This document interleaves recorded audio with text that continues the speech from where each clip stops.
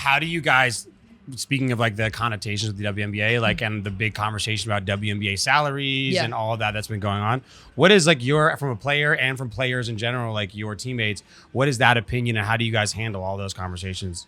It's so interesting because I think that, we talk about the CBA, right? So the collective bargaining agreement, and in the NBA, they have percentages of revenue shared for the players, right? So jersey sales, obviously their TV contracts. So you see these every year, these contracts get bigger and bigger and bigger, right? Yeah, massive. But that's because their CBA, it negotiates where if the owners are making certain types of money, they get that as well. Got it. In the WNBA, that's not the case. Oh, wow. So in 2025, that's our new, opportunity to renegotiate or opt out.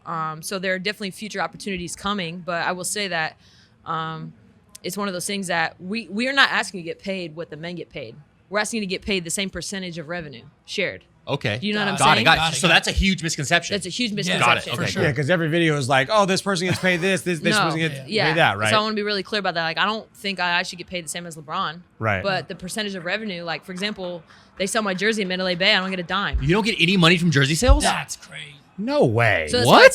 That's why it's like Image and likeness. Okay, Exactly. yeah, okay, that's so like bullshit. that's the stuff we're talking Sure, about. sure, you know sure. what I'm Okay. saying? So I think that obviously we're young. We're only like 25 years into the league. The NBA's at 100. So where we're at 25, we're way past where the NBA was. Right. Got it. We don't forget that though. We compare it to now to where the NBA is now. Of course. Right? Yeah. Which is fine. It's an uphill battle, like I said, but I guarantee you, as it continues to progress, things will change.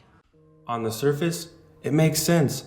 All WNBA players want is equal revenue sharing, just like the NBA. 50-50, right? But then you realize NBA players have something that WNBA players just don't have. Talent. Leverage. Negotiations, CBA, it's about leverage and what you bring to the table.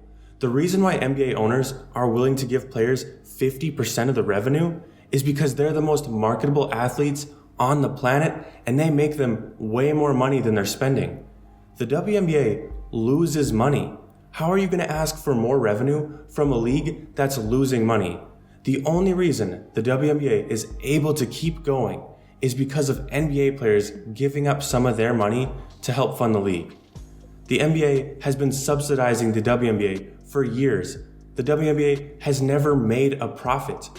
Ever heard of a budget? The league can't afford to pay you. They've never been able to pay you. The only reason you make any money at all is because the NBA has been giving it to you. In the next CBA, if the players walked away, the owners and the league would lose a ton of money. It'd be a complete disaster. If the WNBA players walked away from the next CBA, no one would care. In fact, they would probably be happy because they're losing $10 million every year and they'd be able to keep that money if the league didn't exist. Now, I'm not saying to cancel the league. What I am saying is you can't demand more salary from a league that can't afford to pay you and the owners aren't getting anything back from their investment. They are losing money to give you money. It's a charity. And the fact that you're ungrateful and say, we want to make more money like the men are the ones that are paying you. If the men didn't play, you wouldn't play. If the men didn't exist, you wouldn't exist. I will never understand this kind of entitlement. Why is it everyone else's fault that no one wants to watch and you can't draw an audience? Why do you deserve millions of dollars just because others do? You don't get paid as much because you don't make as much. It's just that simple. The reason why people are upset is not because you say you want equal pay to LeBron James. It's because men are subsidizing your league, giving you everything you have, yet they still find a way to blame men and act like they're the problem. Lisa Leslie said that NBA players should donate more of their salary to help pay WNBA players. Megan Rapinoe calls it wage gap because they're doing the same job. Not to mention, one makes substantially less than the other. When players in the WNBA refuse to look in the mirror and take accountability as to why their league isn't making any money, it's really hard to feel sorry for them. And to say that it's men's fault, society's fault, that your league isn't as popular is just a joke. It's really easy to watch film of the WNBA and compare it to the NBA. It's a simple eye test. That'll give you all the answers you need. We can keep pretending that all men are misogynistic and they all hate women's sports. And every time someone watches the WNBA, it's progress. But that's just hiding from the truth.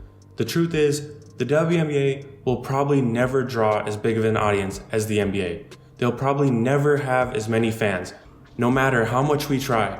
But it would help if you would stop blaming everybody else and just realize your league isn't as competitive. It's not as entertaining. In sports, that's all that matters. If your league was more entertaining, more people would watch. But as always, I want to hear from you guys in the comment section down below. What do you think of Kelsey Plum saying she wants equal revenue sharing, just like the NBA? And leave a like if you enjoyed this video, and subscribe for more NBA content just like this, and I will see you in the next upload.